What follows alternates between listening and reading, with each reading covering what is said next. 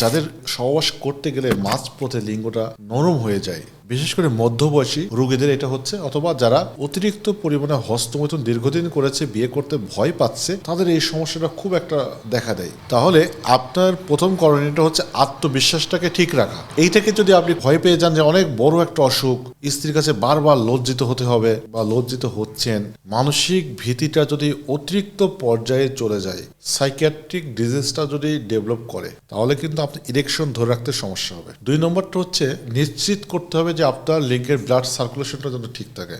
লিঙ্গের রক্ত চলাচলটাকে ঠিক রাখার জন্য যথেষ্ট পরিমাণে নর্মাল এক্সারসাইজ, কার্ডিয়াক এক্সারসাইজ, যেটাকে কার্ডিও এক্সারসাইজ নামে যেটা পরিচিত, সেটা খেলাধুলা হতে পারে, ট্রেডমিলে দৌড়ানো হতে পারে, জিমনেশিয়ামে জিম প্র্যাকটিস করতে পারেন, অথবা কেগেল এক্সারসাইজ রেগুলার করবেন। 3 নম্বর করণীয়টা হচ্ছে হেলদি লাইফ।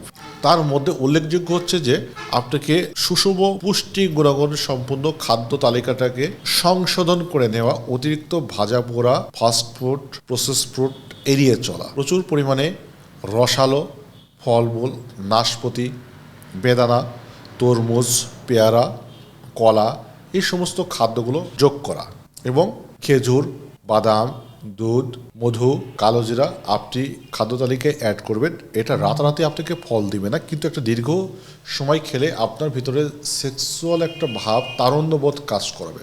স্ত্রীর সাথে একদম খোলামেলা আলোচনা করতে হবে, তার সাথে ফ্রি হতে হবে, তাহলে আপনার ইরেকশনটা খুব ভালো থাকবে। সেক্সুয়াল বিষয়ে যথেষ্ট নলেজ থাকতে হবে। যদি নলেজ কম থাকে, ল্যাক অফ নলেজ, আত্মবিশ্বাস যদি কম থাকে, তাহলে এই প্রবলেমটা হয়।